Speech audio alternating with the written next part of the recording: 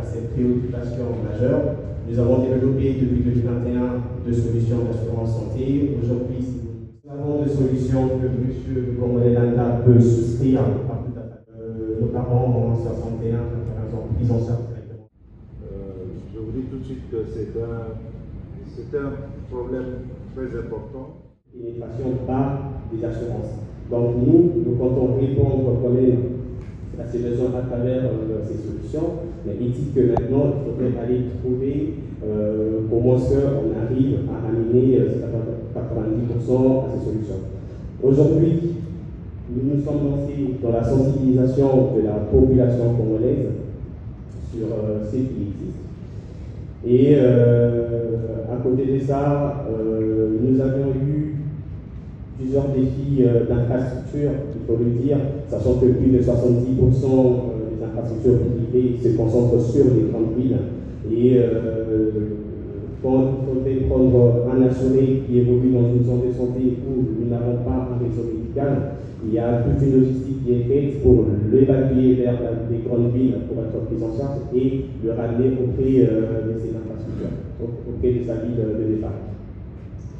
Un autre défi était que, depuis 2020, sous la Covid, nous avons eu à faire plusieurs évacuations au niveau international et nous continuons d'ailleurs à le faire.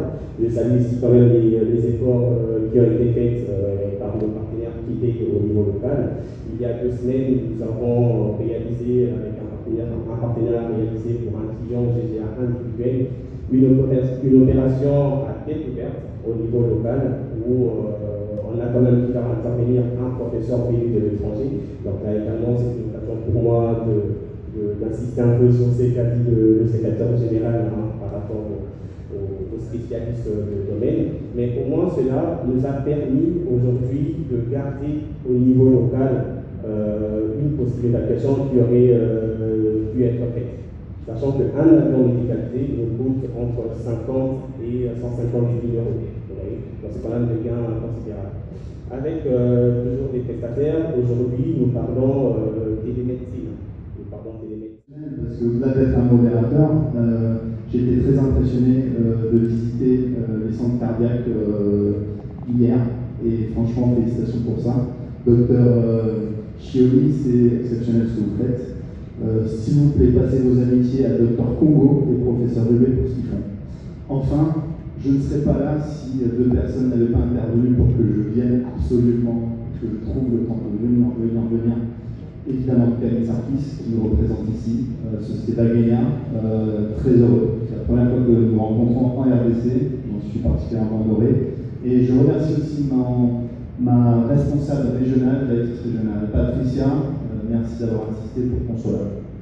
Je vais être bref, mais j'ai essayé de respecter les 7 minutes. Donc Biomérieux, qui sommes-nous? Biomérieux, on est un groupe qui pèse 3,6 milliards à peu près.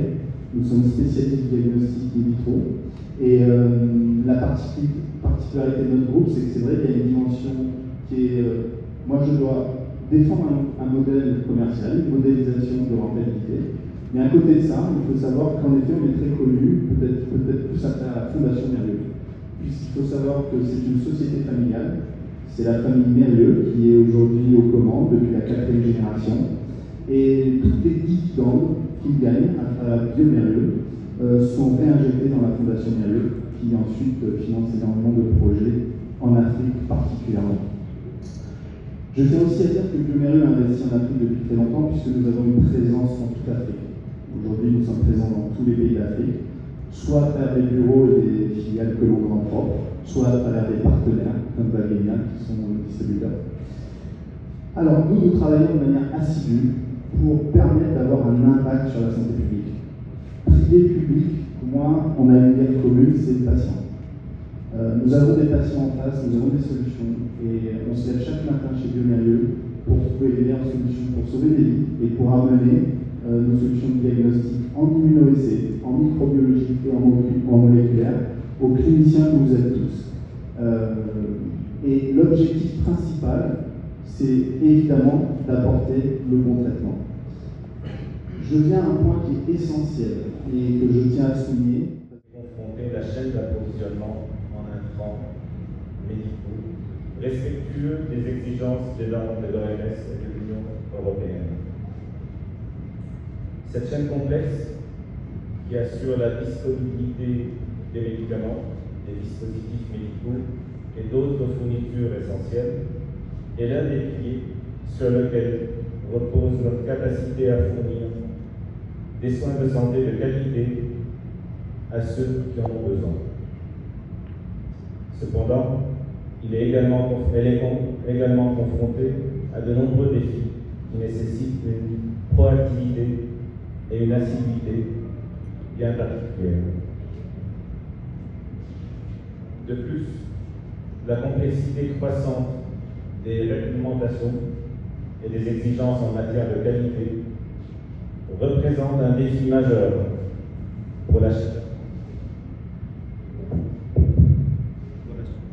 Les fabricants, dont marque, allouent en priorité leur production aux pays, aux clients, qui prennent soin de communiquer leurs prévisions au préalable. Et ça, c'est très très important pour les produits ayant une courte durée de vie. L'assurance et le contrôle qualité, ainsi que la traçabilité qui s'impose tout le long de cette chaîne logistique, respectueuse des normes, des réglementations et des bonnes pratiques, s'applique également tout le long de l'administration des soins et de l'exploitation des équipements et des instruments médicaux. La formation des utilisateurs et les maintenances curatives et préventives occupent ainsi une place incontournable. Le rôle régalien de l'État, donc dans le contrôle et la supervision des structures de santé, garantit la qualité, la sécurité et l'accessibilité des services de santé pour la population. Ce rôle implique plusieurs responsabilités clés, notamment la régulation et supervision, ça je pense que le secrétaire général en connaît un chapitre, l'autorisation et l'accréditation, la surveillance de la qualité, la protection des droits des patients et la planification et l'allocation des ressources. Sans oublier l'intervention en cas de crise sanitaire.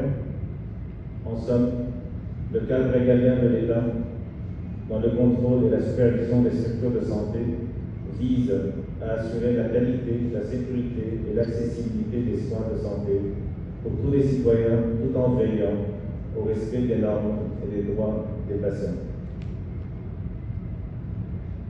Je me permets de reprendre l'une des communications du secrétaire général ici présent. Tous les fabricants de produits médicaux sont les bienvenus, pourvu qu'ils respectent les normes supranationales et nationales, ainsi que la réglementation, les procédures, les algorithmes et les schémas thérapeutiques nationaux. Cela veut tout dire. Nous concerne à tous, sans exception, et nous garantissent une meilleure qualité de vie. En effet, le patient, son praticien, sa couverture de santé, ses gouvernants, les bailleurs de fonds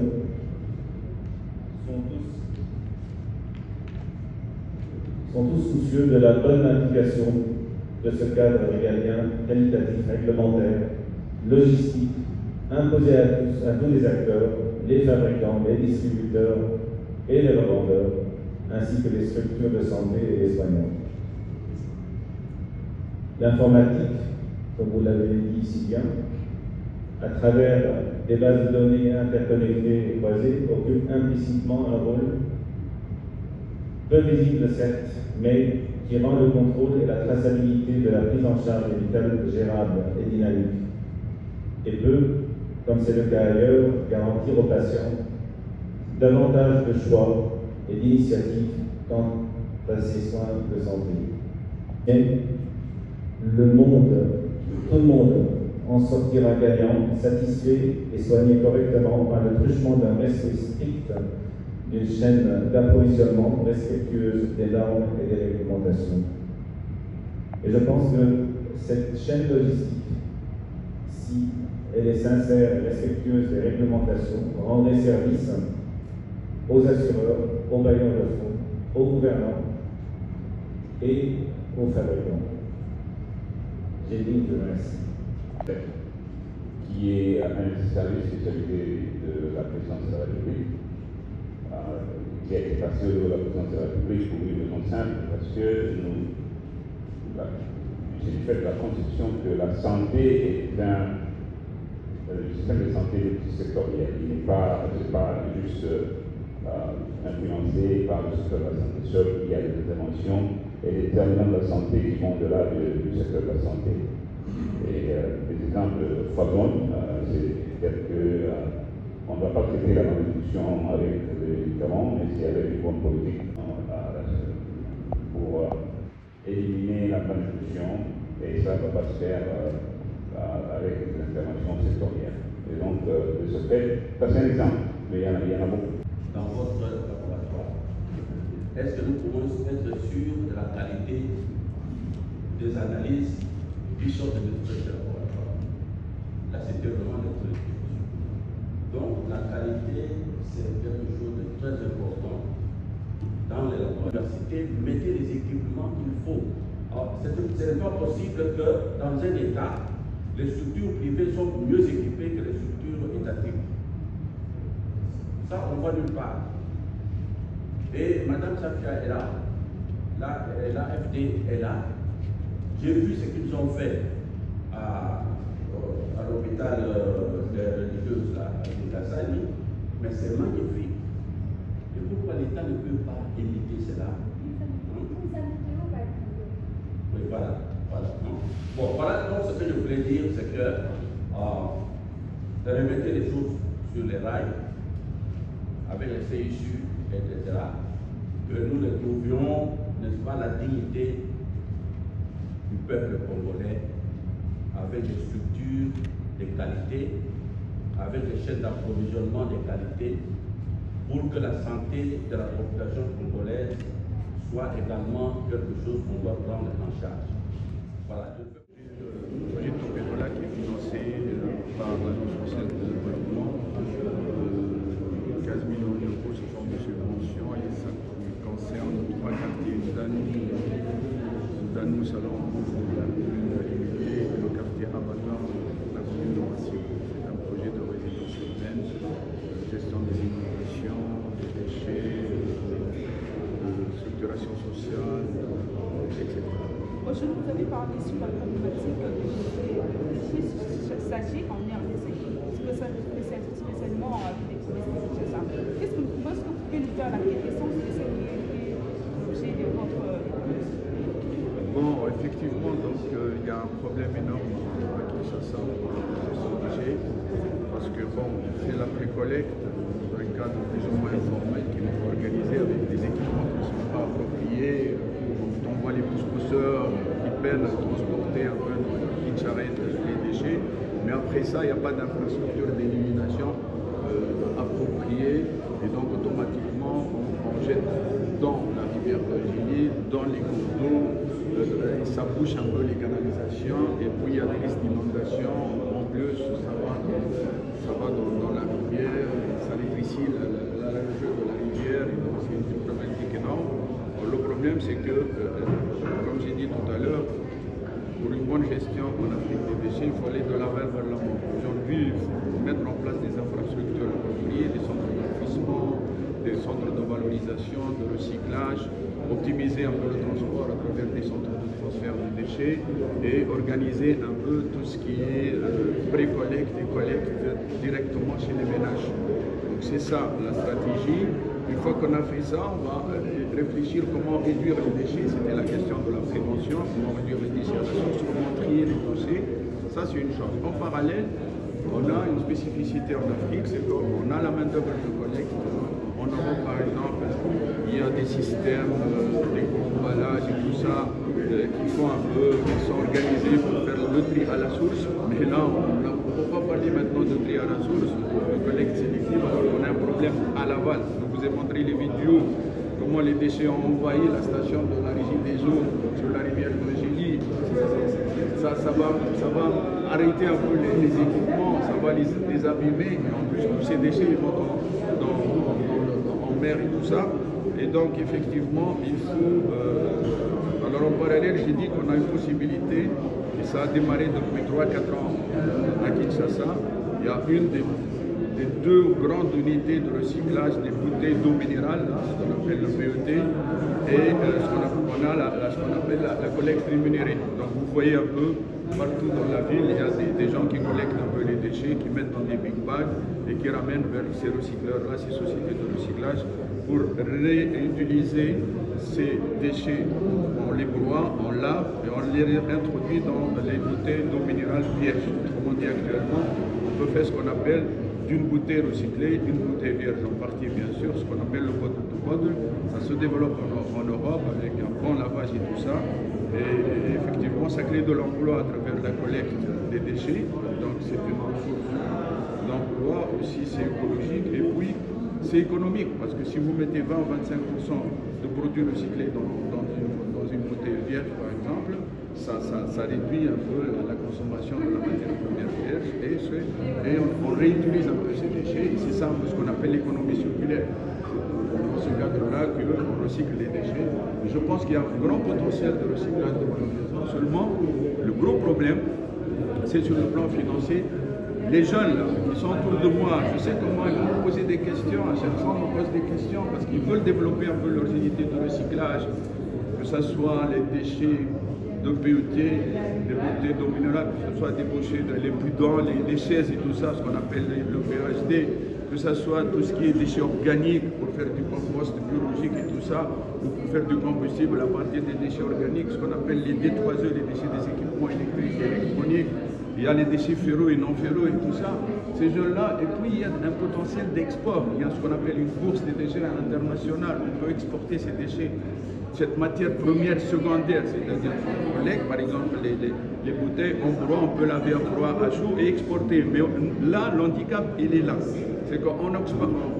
Normalement, le gouvernement doit favoriser un peu, donner des avantages financiers et fiscaux aux jeunes entreprises pour un peu recycler et exporter ces déchets. Mais là, à l'export, on paie de la douane et on paie des taxes comme si on va exporter quelque chose de rentable.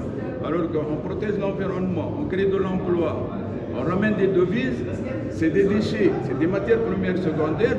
Ailleurs, dans d'autres pays, même en Afrique du Nord ou en Afrique ailleurs, on donne des avantages financiers. Quand vous exportez, on vous donne des subventions, payer des taxes. C'est ça un peu ce qu'il faut revoir pour encourager ces micro-entreprises, ces jeunes-là, à créer leur propre entreprise.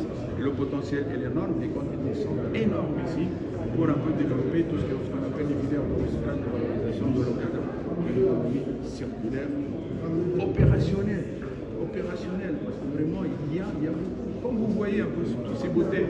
Quand je suis arrivé, ça fait 5 ans, mes premières missions avec la Banque mondiale, maintenant je suis installé, ça fait 2 ans ici.